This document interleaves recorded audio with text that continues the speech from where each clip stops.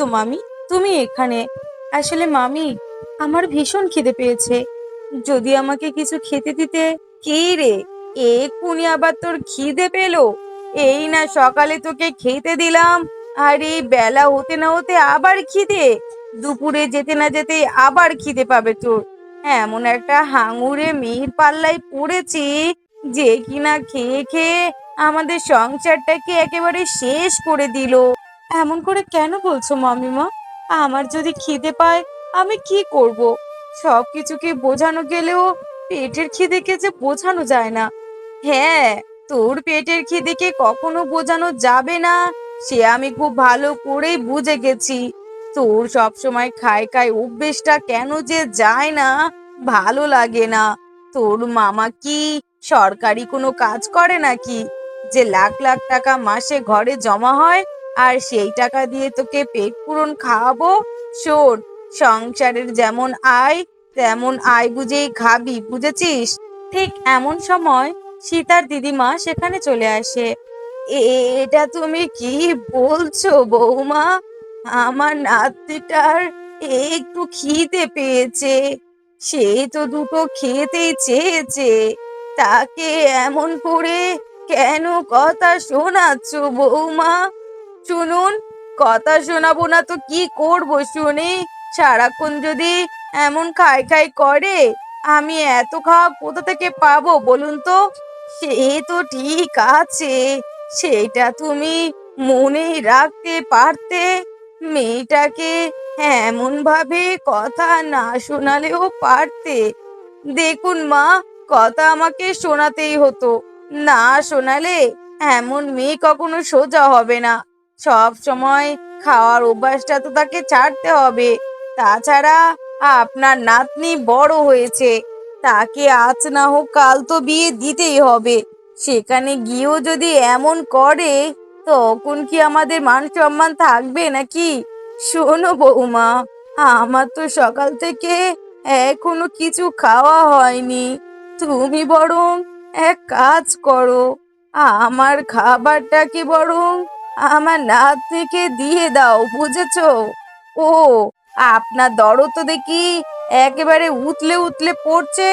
শোন সীতা, যা, ঘরের মধ্যে থালাতে বাসি পান্তা চাপা দেওয়া আছে, তুই বরং ওটা খেয়েই বেলাটা চালিয়ে দে।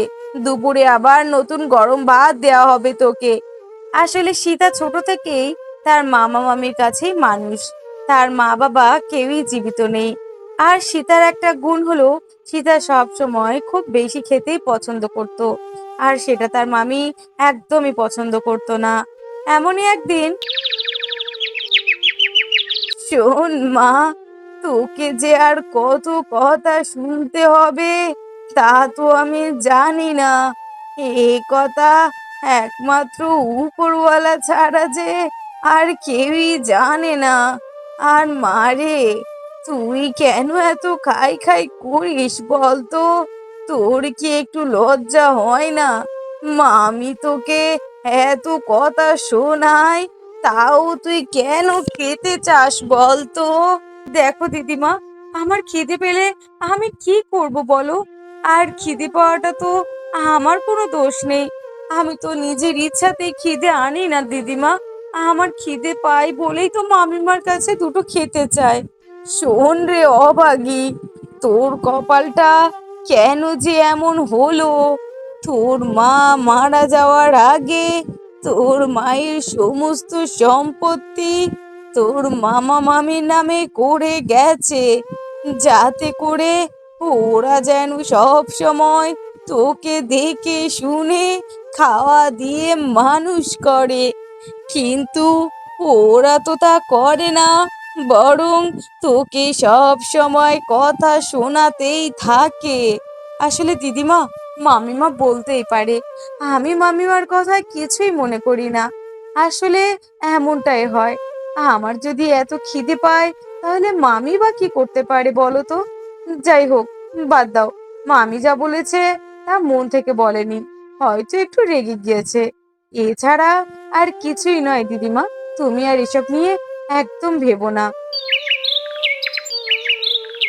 শোনো গিন্নি, আমাদের সীতার জন্য একটা ছেলে আমার ভীষণ পছন্দ হয়েছে। আর সব থেকে ভালো খবর হলো আমাদের সীতাকে ওই ছেলে নিজে দেখেই পছন্দ করেছে আর বিয়ের প্রস্তাবও পাঠিয়েছে। কি বলছো? সীতাকে পছন্দ করেছে? যাক যাক, অনেক ভালো হলো। আপদটাকে বিদায় করতেই পারবো। আর তাছাড়া যে পরিমাণে খাই খাই করে, না জানি শ্বশুর বাড়িতে গিয়ে কেমন করে থাকবে সেখানে। এমন করে কেন বলছো? আমার ভাগ্নিটা না হয় একটু খেতেই পছন্দ করে, তাই বলে তুমি এমন করো কেন বলো তো? এমন করব না? মেয়েটা সব সময় যদি এমন খাই খাই করে, তাহলে পরের বাড়ি গিয়ে কি হবে বলো তো? তখন তো আমাদেরকে নিয়েই প্রশ্ন উঠবে যে আমরা ওকে কিছুই শেখায়নি। তখন কি জিনিসটা ভালো হবে বলো তো? আসলে হয়তো ওর এখন এমনটা হয়, বিয়ের পরে হয়তো পাল্টে যেতেই পারে। আর তাছাড়া খাওয়াটা তো কোনো অপরাধের কথা না, তাই না? খিদে মানুষের পেতেই পারে। আর একটু খেতে পছন্দ করে বলে যে তাকে কথা শুনতে হবে, এটা আমার মনে হয় না। কারণ ছেলেটাকে আমার তেমন খারাপ মনে হয়নি। ভালো ছেলে যদি ভালো হয়, তাহলে তো আমাদের কোনোই অসুবিধা নেই। তাহলে এক কাজ করো, তুমি বরং বিয়ের জন্য সব তোড়জোড় শুরু করে দাও।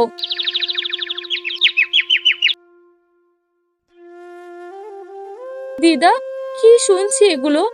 আমার বিয়ে হবে? কিন্তু কেন দিদা? আমাকে এক্ষুনি কেন বিয়ে দিয়ে দিচ্ছ তোমরা? হ্যাঁ রে মা, তোকে তো বিয়ে দিতেই হবে। কতদিন আর মামা মামির ঘরে থাকবি বলতো মা? তাই বলে এক্ষুনি, আমার বয়স হয়নি বিয়ে করার দিদিমা, আমাকে কেন এত তাড়াতাড়ি তোমরা বিয়ে দিয়ে দিচ্ছ বলো তো? শোন মা, শ্বশুর বাড়ি যাবি, এটা অনেক ভালো কথা। সেখানে গিয়ে তোর খাওয়া পড়া মাকা কোনো কিছুর অসুবিধা হবে না রে মা। তুই বিয়েটা করলে অনেক সুখী থাকবি মা। কিন্তু দিদিমা, তোমার যে বয়স হয়েছে, তোমাকে রেখে চলে গেলে কে তোমার যত্ন নেবে? কে তোমার সময় মতো ওষুধ খাইয়ে দেবে? কে সব সময় তোমার মাথা টিপে দেবে বলো তো দিদিমা? শোন মা, ওসব যদি চিন্তা করিস, তাহলে তো তোকে বিয়ে দিতে হবে না।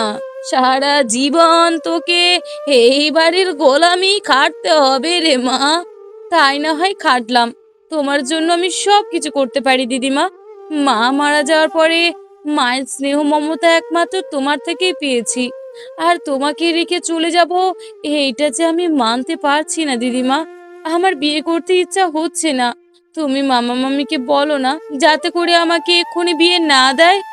না রে মা, তোর বিয়েটা হয়ে গেলে যে আমি নিশ্চিন্তে মরতে পারবো, তা না হলে যে আমি মরেও শান্তি পাবো না। তুই অনেক সুখে থাকবি রে মা, অত ভাবিস না, বিয়েটা করে নে।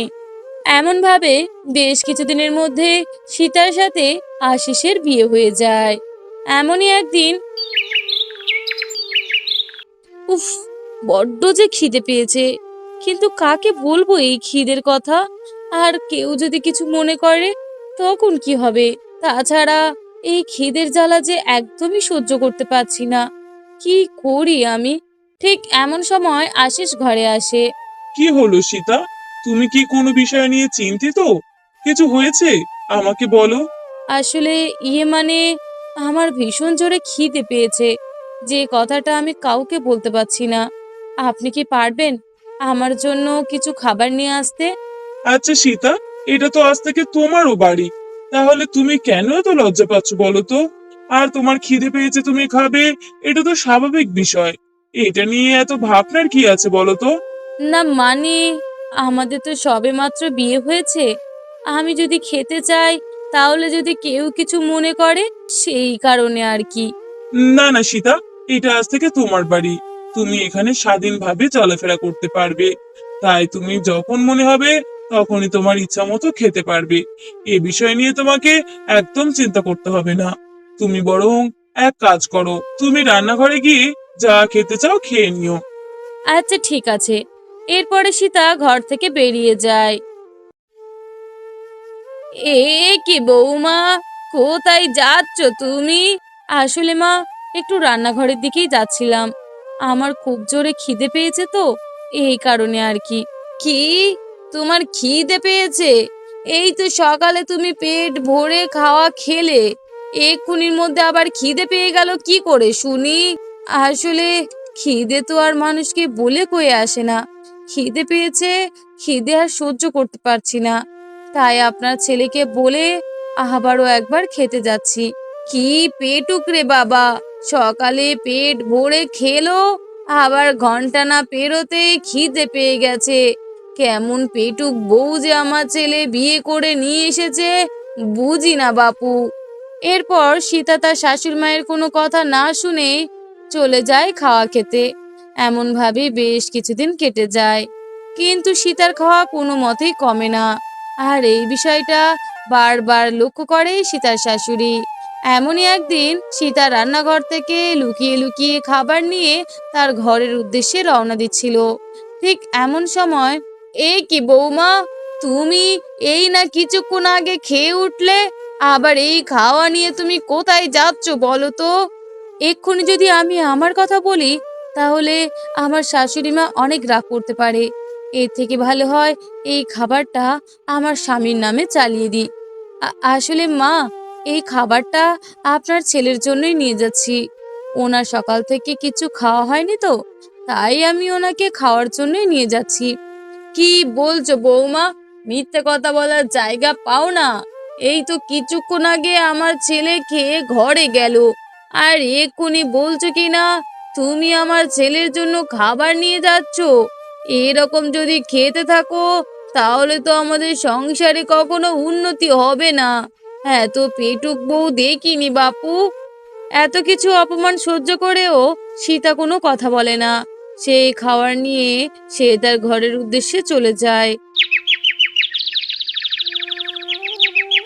শোন বাবু, তোকে বারবার করে বলেছিলাম অমন একখানা মেয়েকে বিয়ে করিস না, যার বাবা মা কেউ নেই, মামার বাড়িতে মানুষ। এমন একখানা মেয়েকে বিয়ে করে যে জীবনে কত বড় ভুল করেছিস, তা আমি তোকে বোঝাতে পারবো না বাবু। কেন মা, কি হয়েছে? আমাকে বলো দেখি। কেন, কিছুই কি বুঝিস না? সারাদিনে যদি 6 থেকে 7 বার তোর বউ খেতে থাকে, তাহলে এত খাওয়া আমরা কোথা থেকে পাবো শুনি? সব সময় যদি খাই খাই খাই খাই করে, তাহলে এত খাবারের যোগান তো আমরা দিতে পারবো না। আশিস কিছুই বলতে পারে না, কারণ সে তার মায়ের মুখের উপরে কখনো কোনো কথা বলার সাহস পেত না। এমনই একদিন সীতা তার ঘরে খাবার নিয়ে যায়, আর সেটা দেখতে পায় সীতার বড় যা। এ কি ছোট বউ, তুমি এই খাবার নিয়ে কোথায় যাচ্ছ বলো তো? নিশ্চয়ই লুকিয়ে লুকিয়ে খাবে, তাই না? না মানে আসলে, আর কি না মানে মানে করছো শুনি? আমাদের বাড়ির মান সম্মান সবকিছু যে তুমি শেষ করে দিচ্ছ। পাড়া প্রতিবেশী কেউ আর জানতে বাকি নেই যে তুমি এত খেতে পারো। কেন বলো তো? সংসারের আয় বিবেচনাও তো তোমাকে করতে হবে। তোমার স্বামীর কতটা আয়, সেই আয়ের উপরে তো তোমাকে থাকতে হবে। তুমি যদি সারাদিন এত খাও, তাহলে তো আমাদের ভাগের খাওয়া কম পড়ে যায়। এত খেতে থাকলে চলবে কি করে শুনি? না মানে দিদি, আমার খুব খিদে পেয়েছে তো, তাই খিদেটা আর সহ্য করতে পারিনি। অমন খিদে আমাদেরও পায় বুঝেছো? সংসার করতে গেলে কত বাঁচিয়ে চলতে হয়। আর তুমি যদি সারাদিনে এতবার গান্ডে পিণ্ডে খাও, তাহলে সংসারে কখনো উন্নতি হবে না, সংসারে সবসময় অবনতি হবে বুঝেছো? এমন ভাবেই সবাই প্রতিনিয়ত সীতাকে অনেক খারাপ কথা বলতে থাকে। তাও আশিস কোনো প্রতিবাদ করতে পারে না, কারণ সে পরিবারের কারোর মুখের উপরে কোনো কথাই বলতে পারে না। এমন ভাবে দেখতে দেখতে বেশ কয়েক মাসের মধ্যে সীতা গর্ভবতী হয়, এবং তার খাওয়া দাওয়া চাহিদা আগের থেকে আরো 3 গুণ বেড়ে যায়। শোনো না, আমাদের তো আর বেশি দিন সময় লাগবে না। আমার মনে হচ্ছে আমার ছোট্ট বাবুটা খুব শীঘ্রই আমাদের কাছে আসতে চলেছে। আর আমার বাবুটা যখন আমাদের কাছে আসবে তখন ওকে প্রাণ ভরে আদর করব। হ্যাঁ গো, বাবু কি তোমার একার নাকি? বাবু তো আমারও। আমি ওকে অনেক ভালোবাসবো। আচ্ছা শোনো না, তোমার কাছে আমি একটা আবদার করতে পারি? হ্যাঁ বলো, কি আবদার? আসলে গর্ভবতী থাকাকালীন সমস্ত মেয়েদের কত কিছুই না আশা হয়, কিন্তু তুমি আমার তেমন কোনো আশা এখনো পূরণ করনি। তুমি কি আমাকে নিয়ে একদিন বাইরে যেতে পারবে? আমি একটু মন প্রাণ ভরে কিছু খেতাম। এটা কি কথা বলছো তুমি? তুমি কি আমাদের বাড়িতে না খেয়ে থাকো নাকি? না না, সে বিষয়টা তেমন না। শুধু খাওয়ার জন্য সবার কাছে আমার কত কথাই শুনতে হয়। না হয় আমাকে নিয়ে একদিন বাইরেই গেলে, সেখানে না হয় আমি তৃপ্তি ভরে নিজের মন ভরে নিজের প্রয়োজন মতো খেলাম, যেখানে আমাকে কেউ কোনো কথা শোনাতে পারবে না, কেউ কোনো বাধা দিতে পারবে না, আমার খাওয়া নিয়ে কেউ কোনো কথা বলতে পারবে না। শোনো, তুমি কেন এমন বলো তো? তোমার কি লজ্জা হয় না? তোমার খাওয়া নিয়ে তোমাকে এত মানুষ এত কথা বলে, আর সেই খাওয়ার জন্য তোমাকে আজকে আমাকে বাইরে নিয়ে যেতে হবে? না না, তোমাকে আমি বাইরে নিয়ে যেতে পারবো না। দেখো সীতা, তোমাকে আমি নিজের পছন্দ মতো করে বিয়ে করেছি। তাতে আমাদের বাড়ির কারোরই মত ছিল না। আর সেই পছন্দের ফল যদি এমন হয়, তাহলে তো আমার বাড়ির লোকের কাছ থেকে আমাকে কথা শুনতেই হবে। কেন গো, কি কথা শুনতে হয় তোমার? এই যে সারাদিনে যে এত খাও, তাও তোমার আঁশ মেটে না। এত খেতে থাকলে আমাদের সংসারের কখনো উন্নতি হবে? কোনো দিনই উন্নতি হবে না। আচ্ছা ঠিক আছে, আমি না হয় আর খাবো না। শেষবারের মতো আমাকে একবার নিয়ে চলো না বাইরে, যাতে করে আমি মন ভরে খেতে পারি। না গো, তোমাকে নিয়ে এক্ষুনি বাইরে গেলে আমার বাড়ির লোকজন আমাকে নিয়ে অনেক কটু কথা বলবে, অনেক হাসাহাসি করবে। আর সেটা আমি একদমই মেনে নিতে পারবো না, বুঝেছো? আর তোমার বাইরে যাওয়ার কোনো প্রয়োজন নেই, তুমি ঘরেই থাকো। এরপর আশিস সেখান থেকে চলে যায়। বেশ কিছুদিনের মধ্যেই সীতার প্রসব যন্ত্রণা শুরু হয়ে যায়। শোনো দাইমা, তুমি শীঘ্রই আমার স্ত্রীর কাছে যাও। আমার স্ত্রীর প্রসব যন্ত্রণা শুরু হয়ে গেছে। ওকে কোনো কষ্ট পেতে দিও না দাইমা। ওকে সুস্থ স্বাভাবিকভাবে যেন একটা ছোট্ট বাবু আমাদের দুনিয়ায় আসতে পারে, তুমি সেই চেষ্টাই করো দাইমা। হ্যাঁ রে বাবু, আমি তো সেই চেষ্টাই করব। তোর বউ বাচ্চা যেন সুস্থ স্বাভাবিকভাবে দুনিয়ায় আসতে পারে, সেই চেষ্টাই আমি করব বাবা। আমার আর কথা বলার সময় নেই, আমি বরং ভিতরে যাই, দেখি তোর বউয়ের অবস্থা কত দূর। এরপর বেশ কিছুক্ষণের মধ্যে দিয়ে ঘর থেকে একটি ছোট্ট বাচ্চার কান্নার শব্দ ভেসে আসে।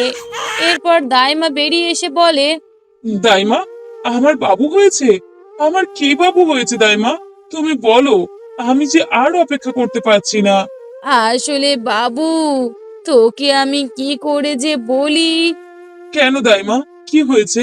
আমার সন্তান ভালো আছে তো? বলো দাইমা, চুপ করে কেন আছো? বলো, আমার সন্তান ভালো আছে তো?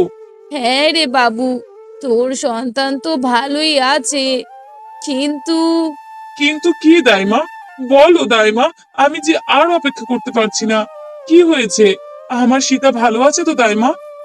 আসলে তোর সন্তানকে বাঁচাতে পারলেও তোর স্ত্রীকে যে আমি বাঁচাতে পারলাম না। তোর স্ত্রী আর এই দুনিয়ায় নেই। কি বলছো দাইমা? আমার স্ত্রী এই দুনিয়াতে নেই মানে? আমার স্ত্রী, আমার স্ত্রীর কি হয়েছে? তোর স্ত্রী মারা গেছে বাবু। সন্তান জন্ম দেওয়ার সময়ই এমন অঘটন ঘটেছে। আসলে কি বলতো, তোর বউয়ের শরীরে দুর্বলতার কারণে এমনটা হয়েছে। ওর কি খাওয়া দাওয়া ঠিক মতো হতো না নাকি? একটা বাচ্চা জন্ম দিতে গিয়ে এত দুর্বল শরীর থাকলে যে হয় না। না, এটা কিছুতেই হতে পারে না।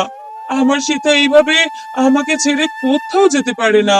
আমার সীতা, আমার সীতা আমার কাছে আছে দাইমা। আমার সীতার কিচ্ছু হয়নি। এরপরে দাইমা সেখান থেকে চলে যায়। সীতার ছোট্ট মেয়েটির নাম রাখা হয় লক্ষ্মী।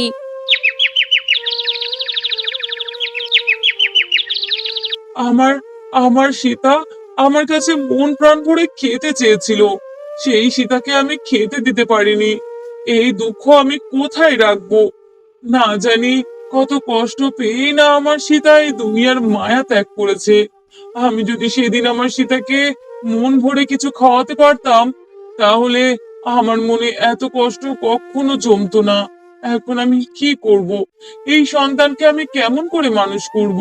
সীতা, তুমি এটা ঠিক করনি সীতা।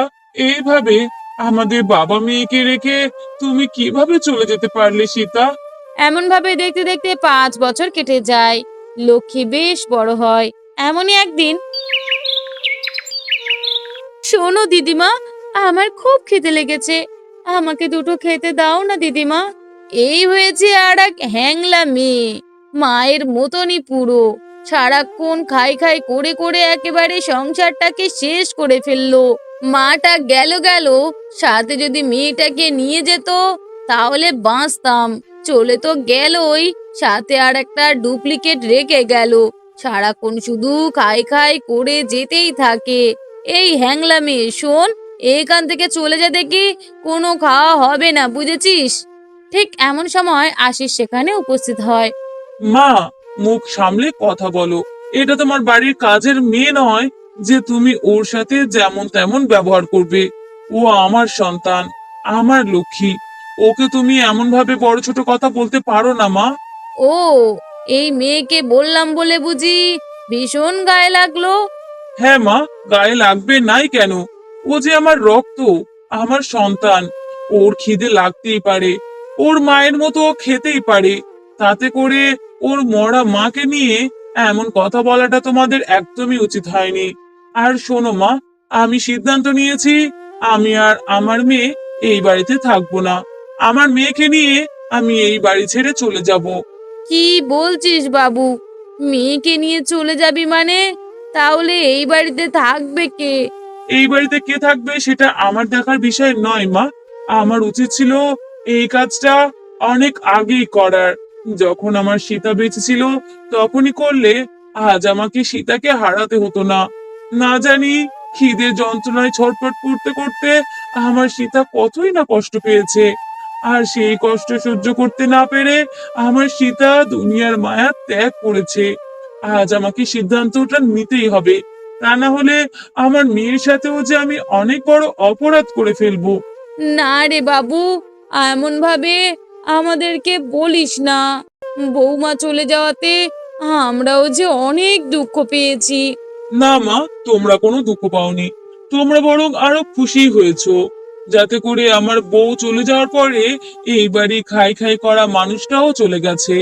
যখন থেকে আমার মেয়েটা খেতে শিখলো, তখন থেকে তোমরা সবাই আমার মেয়ের উপরেও তেমন আচরণ করতে শুরু করেছো। এমন ভাবে আমার মেয়েকে আমি কষ্ট পেতে দেব না। আমার মেয়েকে আমি নিজের মনের মতো করে মানুষ করব, যাতে করে ওর কখনো খাওয়ার কষ্ট না হয়।